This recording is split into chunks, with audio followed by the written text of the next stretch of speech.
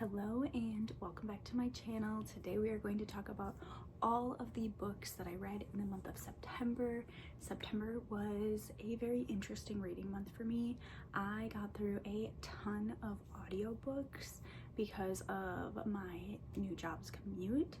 So I read, and of course I have my bullet journals here.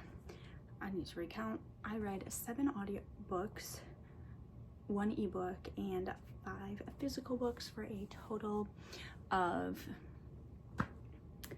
13 books in the month of September. So without further ado, let's get started. I'm going to start off with my physical books. 2 of them I do not have with me. One of them I returned to its owner, and the other one I borrowed out to someone else. So the first physical book that I read, and I don't have it, so I will put a picture up here, is The Silence That Binds Us. This was my book club book for the month of September. Our meeting was pretty early on. I think it was the 8th, so I had to get it done pretty quickly. And I actually borrowed this book out to my mom. I loved this book, and I just found it so impactful and engaging, and it explored the theme of grief really well, and we had a great conversation around it for book club. And then of course I have my other book journal here, so I know which order I did these in. The next book that I finished, physical book that I finished that I also don't have, and I will pop a picture up here, is Broken Country. This was a borrowed book to me. I actually really enjoyed this story. You're like moving through the protagonist's story, both past and present, and kind of how those things intertwine, and then all of a sudden you have these snippets of a trial thrown in. So it's very interesting how the author connected all of these pieces, and I also really enjoyed reading that book. It was also fairly short, and I got to return it to its owner. The next physical book that I read was Under Lock and Key. This is one that was passed on to me by my sister. It was one that was on my radar. I would never recommend this book to anybody. It was ridiculous. The plot was random. There was no intrigue. The romance in it wasn't that great. Honestly, this was kind of trash. So I am going to donate this to a free little library, pass it on to somebody else. Maybe somebody else will like it, but I would not recommend reading this. I'm going to give this author one more chance because there's another book of hers that the concept sounds interesting, but the writing in this was awful and the plot was awful. So if the other book does not hit for me, I will never read this author again. The next physical book that I finished was Hook, Line, and Sinker. This is another book that was passed on to me by my sister, another romance, and I needed something to actually hit for romance for me. I just wanted a fun read, and that's what this was. This is the second book, like a follow-up to It Happened One Summer, which I read in January of this year, and I just had a fun time with this. This was exactly what I wanted and expected it to be, and all the things that I really wanted that other book to be. So I had a fun time with it, and this book does have a home on my shelf.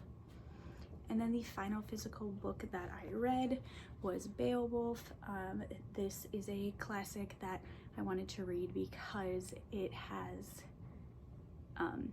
is the source material for a ton of books, especially fantasy books, and I really like to be able to have that source material in my brain so I can kind of see where these ideas are coming from and make those connections myself.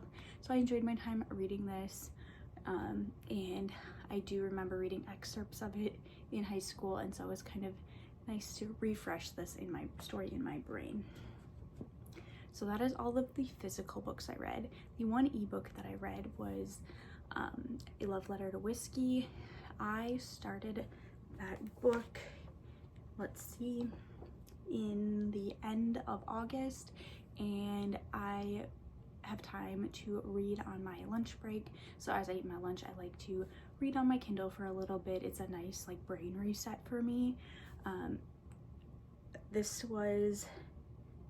thought it was good. It's a toxic love story, and I just kind of found some of the miscommunication tropes fairly annoying, and it was just okay. It was good enough. I'm glad that I finally read it and got it off my Kindle because I downloaded it a long time ago. And now on to the 7 audiobooks that I was able to get through in the month of September. Like I said, I have a commute now and I love listening to audiobooks on that commute. So the first audiobook that I ended up finishing was The Likeness by Tana French. This is the second book in the Dublin Murder Squad series, and each of these books focuses on a different character and their perspective, and this is an author that I think I want to work through their backlist. So I really liked the exploration of both of them as people and how it relates to who they are in their job and kind of how they got to where they got to. I found that the format of these stories is very much you have your central character and some crime happens and it makes them have to explore a part of their past that they'd rather stay buried. So I really enjoy this, and I'm actually currently working on the 3rd book in that series as an audiobook. The next audiobook that I listened to was Manhattan Beach by Jennifer Egan.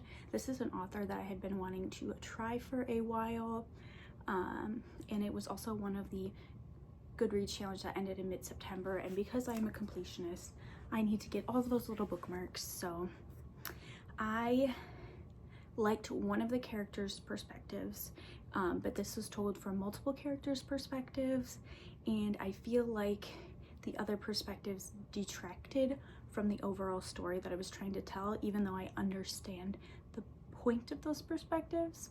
But it just wasn't my favorite, and I really wish it had just been that one character's story and not so big. I think it would have been much better if it was dialed back a little bit.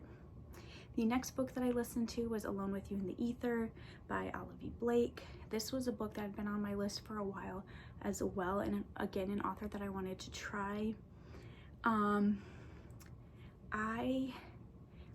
Like I said, I listened to this on audiobook, but I found it quite tedious because I felt like it was the same situation that happened over and over and over again.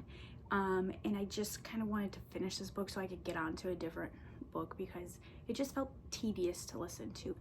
And I'm not quite sure if that was the point of the story or not, so it was okay, but I think I'm gonna give this author another try and kind of see how it is, but I just found this kind of average and not very memorable.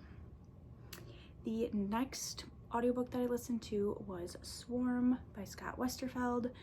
This is the 2nd book in the Zero series. I actually had to listen to this one on Spotify because my library on Libby has the 1st book and the 3rd book, but not the 2nd. So I wanted to listen to that so I could get to the 3rd book and finish up a series. And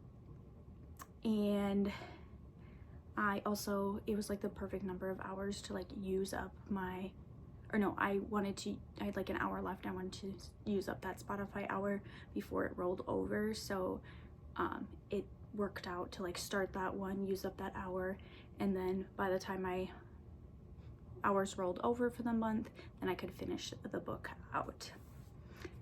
So it was fine. I'm not the target age group for that, so I found it just fine. The next audiobook I listened to was We Free the Stars, which is the 2nd book in the Sands of Awaria. I definitely said that wrong. Duology by Hafsa Faisal. I did not pay much attention to this book while I was listening to it, so I definitely missed a lot of things. I just felt it was average. I didn't really care about the characters or the story. I just was kind of listening to it to listen to it.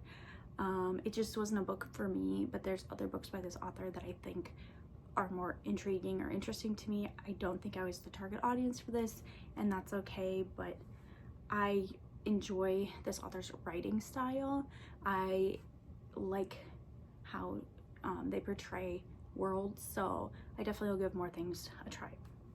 The next book that I listened to And again, it was the perfect amount of hours to use up my Spotify hours. Was Hecate the Witch by Nikita Gill. I picked up this book because, again, it fulfilled, no, it wasn't Goodreads. This was actually for one of her kid prompts, the new releases, and this book just seemed right up my alley. I enjoy the character of Hecate in Greek mythology, so I was very excited to listen to this, and I actually loved this story and the storytelling, and the author's also the one that narrated it, and you could just tell that this author's background is actually in poetry, and it just, the way the prose was delivered and how the story was told, I just really enjoyed the style. It's different from a lot of things that I've listened to. The next book was also one that's been on my list for a while. It was Five Total Strangers by Natalie D. Richards. I was excited to get this book because it was like a quick thriller, but after like the concept and the initial part, this really went downhill. Again, it was so much just repeating the same thing, and it was just like it was annoying to listen to. I'm gonna be honest. The characters were annoying. I didn't think they were that interesting. I think that the plot was trying to do way too much with what it was, and it also just left a lot of loose ends unintentionally. There didn't feel like there was intentionality to the story. It was just not good. So I don't know if I'd try anything else by this author, but this was definitely a disappointment based on how long this has been on my TBR list and the excitement that I had to read it. It just was not good. And then actually that is the final book that I finished, audiobook that I finished in the month of September, because my next audiobook that I actually finished on the 2nd of October. So you will have to wait for my October wrap up for that. So those are all of the books I read in the month of September. It ended up being a fairly good reading month, especially for checking things off of my series tracker and my TBR list through all of the audiobooks I got through. But thank you so much for watching, and I will see you next time. Bye.